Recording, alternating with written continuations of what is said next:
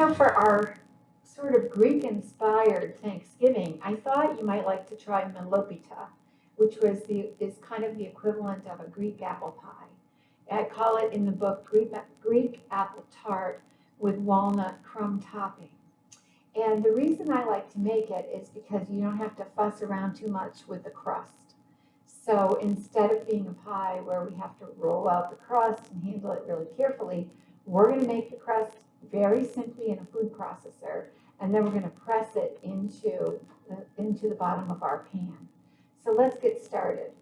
I have here the bowl of a food processor, and I'm going to put my initial ingredients right into here. So I'm going to start out with 2 cups of flour.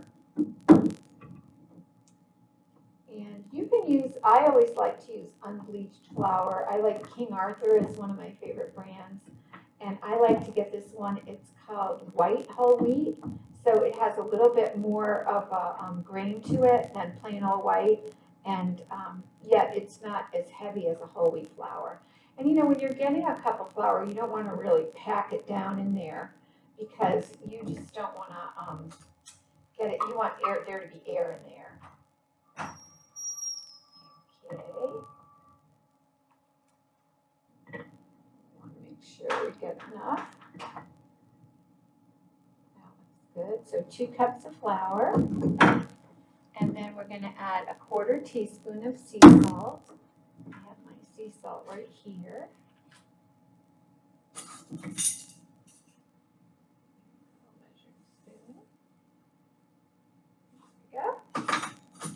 Next up is 1/2 cup of sugar. That right here. Just plain old white sugar.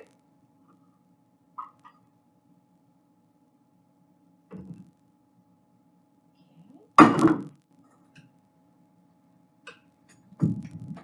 And I'm going to add some baking powder. 1½ teaspoons of baking powder.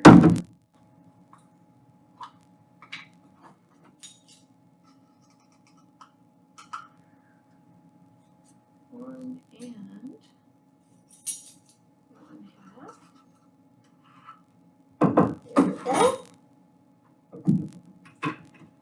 And now what I want to do is I want to just put this into the food processor and sort of blend it around for a minute, and then I'm going to add in my cold butter. So let me come over to my food processor. I'm going to need the lid here. Then I'm just going to pulse this a little bit to kind of just blend things for a second. Okay. And all I really wanted to do there was just combine those dried ingredients. Now I'm coming back over here to grab my cold butter. I've got 1/2 cup of unsalted butter here, and I'm going to cut this into chunks. And it's very simple. We're just going to pulse it all, add it into our food processor, and pulse it to combine it. And we're not going to really keep pulsing it all the way because we want to add the egg yolks after this. There we go. 1 stick of butter is the same as 1/2 cup. Oops, I got a little bit more of the paper on here. We don't want that. Nobody wants to find paper in their Milopita. And it's best if your butter is cold. It works better if it's cold. Okay. So that's good. I have my 6 chunks. Back to my food processor, which they're not going to fit in there. I should have known. So I'm going to open this, I think. There we go. I'll just drop them in. And now if you're like me, you need to wipe your hands off because they're all buttery. Okay, good. Now let's see how we can make this go.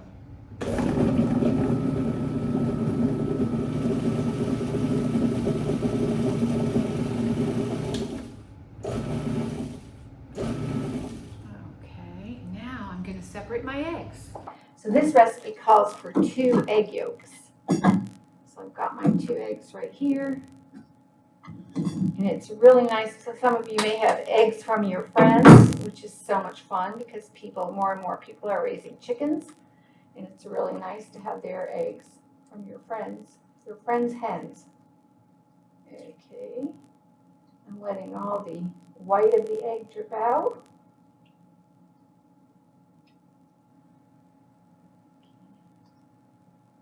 And carefully drop the yolk right there.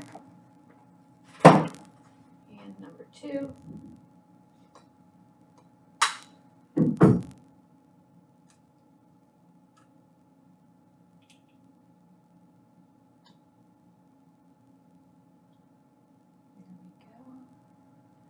White and the yolk. Okay. And again, we need a kitchen towel. And really, when you're working with eggs, wash your hands between everything because, they tend to have a little salmonella. Rechecking my recipe. What I'm going to do is add in these egg yolks, and then I'm going to really process it well.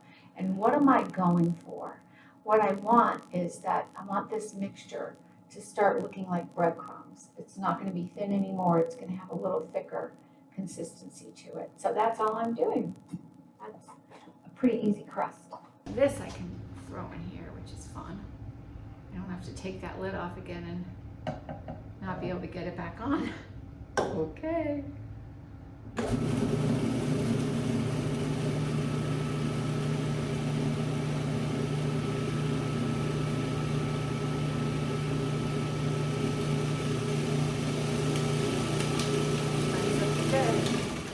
Now I'm just going to pulse it a little bit.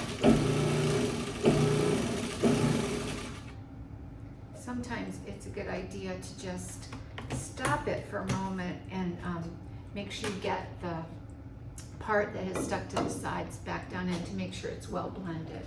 So I'm just going to grab this spatula right here and just knock this part off the sides.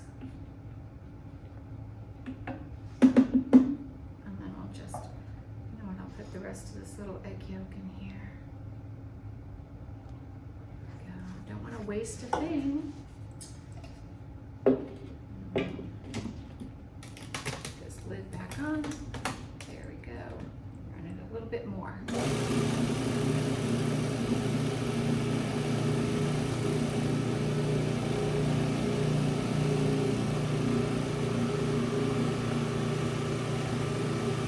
This is good. Now it's gone from looking like a brick to looking like breadcrumbs. Okay, great.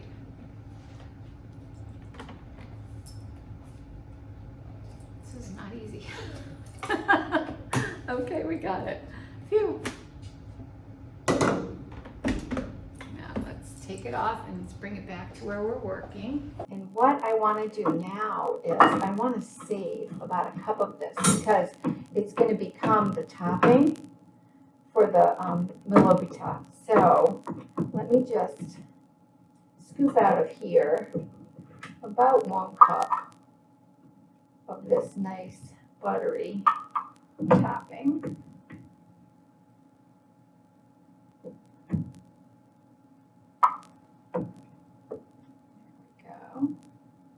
That looks about right. See how it looks kind of like breadcrumbs. And the next thing I'm going to do, this is the real fun part. I've got my pan here. I've got a 9 by 11 inch baking pan. And I'm just going to drop the rest of the crust right in here and then just work it in with my hands.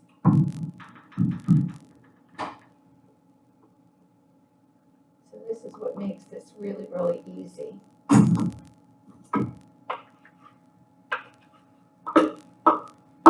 When you're making all those dishes for Thanksgiving, sometimes you don't want to fuss too much with the pie crusts. So this gets you out of that. Okay. And basically, I'm just going to spread it out along the bottom of the pan. So it's kind of like evenly distributed, and then just press down. And what will happen is you'll have a nice bottom crust. And it'll begin to go up the sides of the pan just a little bit. seems like more like a crumb topping on a pie, but when it bakes, it sort of solidifies, so it comes all together, and it makes for a nice bottom. And that's it. And that's what it's going to look like for you. And the next thing is we're going to clean this up, and then we'll go to preparing the filling. Okay, so getting back to our apple pie here, you remember that we have the crust already waiting for us right here that we didn't even have to roll out, so that was really handy dandy. And now we're going to do sliced apples. This is not where you put the raw apples in the crust. We're going to cook these apples because we want to make them a little bit juicy to create kind of an apple syrup that's going to really be drizzled over our topping.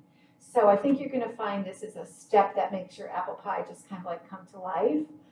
So let's go for it. I like to use McIntosh apples because I just think they're so tart and delicious, and they're also like a little bit juicy, which is good.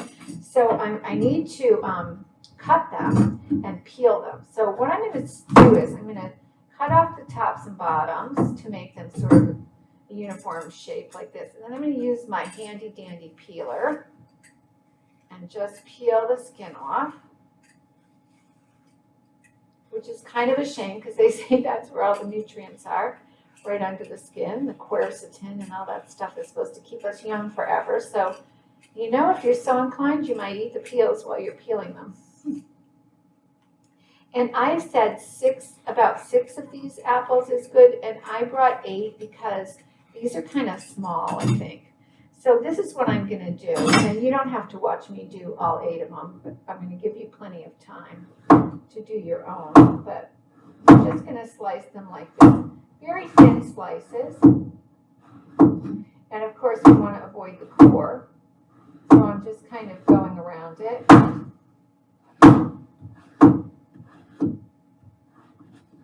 Okay, and I end up with a little square, which you can munch on that too if you're hungry. So I'm going to put these in my pan, and then we're going to do the same thing basically for all of these apples. Okay, there we go. We have all the apples in our pan. What comes next is going to be a 1/4 cup of sugar, which I have right here, plain old white sugar, and then a tablespoon of lemon juice. Now this is very special.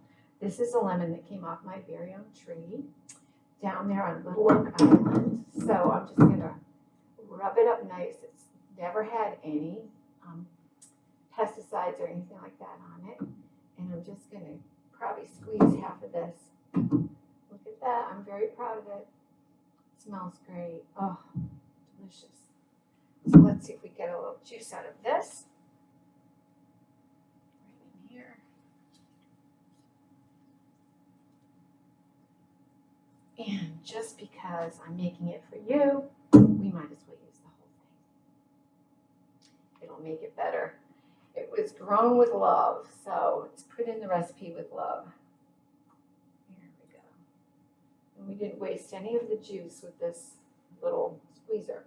Okay, and then we're going to add a teaspoon of cinnamon, which I have. I use a lot of cinnamon, so I have this big, gigantic one. But it makes it a little bit easier to get the teaspoon out. Oops. Get it all over myself too. Okay. There we go. That was a little loud. Sorry for your ears. And then a 1/4 cup of water, which I have right here. Okay. Now, I'm going to start this on kind of a medium-high heat. And I'm going to stir it once in a while for about 15 minutes. And what we're going for here is we want the apples, we don't want applesauce, okay? But we do want the apples to get about halfway soft. And there should be some liquid in the saucepan, okay? So let's start there. So let's get this burner here onto medium-high. Okay. And I think a wooden spoon works really well for this. So first thing I'm going to do is just kind of turn everything around to combine the ingredients. And then we have to be patient. So that's one thing about cooking. And that's why I think the Greeks sit at the table for about 5 hours at every meal, traditionally, because they've spent a lot of time cooking. They put a lot of love and energy into it, and they want their families to really enjoy it. So that's what we have to remember. I think we're used to doing everything so fast in America, but you know, if you want to, there's part of you, it's like me, I want to just relax over my cooking. I don't want to feel like I'm rushing it. I want to feel like I'm taking my time and really enjoying the process, not just the result. So I hope you'll feel that way too.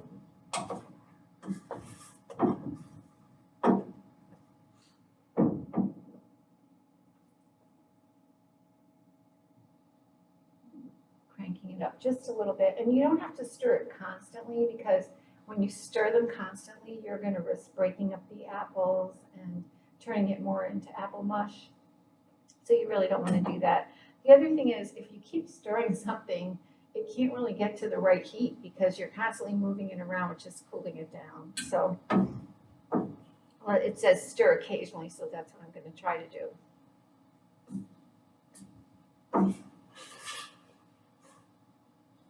It smells really good though.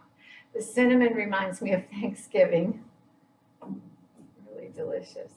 Okay, so our apples look perfect, and I'm going to bring over my pan here with the crust in it, and using my slotted spoon, I'm going to pick up these apples. I'm going to try to leave the juice behind, and just put the apples in the bottom of the pan, like so. Smells delicious. Okay.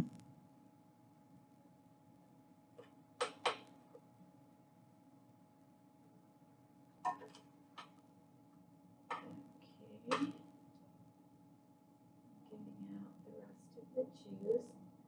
Spreading these apples out on the bottom.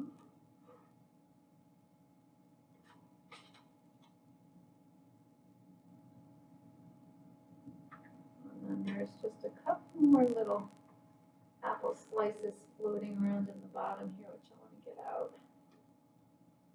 Okay. And then I don't know if I can show you this, but there's some juice in that pan. Okay, so I'm just going to spread these around so there's some everywhere, and they're not just in one spot or another. I'm glad I did the extra apples because these were pretty small ones. Okay. Now the next thing is we just have to work on the topping. So I'm going to set this aside one more time. By the way, you can just look at it and see it looks great. It smells great. And here I've got this little see-through bowl, and I'm going to add in that reserved crumb topping mixture that we saved from the pie crust. And then I'm going to add in about a half a cup of chopped walnuts. So I have some walnuts here. And you know, you don't need them to be really fine. It's nice to have a bite of walnut with this pie. Maybe this would be a good substitute for your real sugary pecan pie. I don't know if anybody wants to give that up. And we don't want to have to give things up on Thanksgiving, especially not this Thanksgiving. We've been giving up enough without each other. But anyway, so we have rough chopped about a half cup of walnuts. And I've got a lemon here, and I've got a lemon zester. Let's see, it's here somewhere. Oh, it was hiding under my towel. This is actually a bar tool, but I like it for a lemon zester because it makes really ribbons of lemon peel. So I'm going to put about, I don't know, I'll just zest this whole lemon right into here. What did I say in the recipe? Oh, a half teaspoon of grated lemon peel. Okay, well, we'll just put all of this one in, and that should be enough. The thing about zesting lemons is you want to get as much of the yellow part off as you can, but you don't really want to get into that white pith because that can be really bitter and it doesn't really taste nice. So, and you know, I always wash off my lemons before I do this because you don't know where they've been or whose hands have been on them or anything like that in the store. So I just think that's a good policy. Just like you would kind of before you cut any food, like an avocado, for example, or tomatoes or things. So, okay, so now we have the lemon juice in there. I've got 2 tablespoons of butter here that I'm just going to melt into this syrup. I'll probably put the pan just on low, but truth be told, it's pretty hot still. So it's kind of melting even without being on. There we go. So the topping is comprised of the 1 cup of mixture, grated lemon zest, the walnuts, and then the butter and the reserved apple syrup. So I'm blending those 2 together. Here we go. That looks great. And now I'm just going to add that right in here.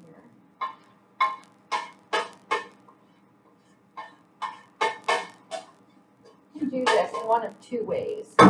You can either blend it up like this and then drop it on, or you can drop the dry part on and then just drizzle the syrup over it.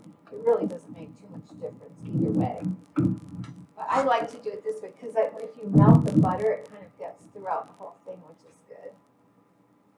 So now I'm just going to drop this right across the top.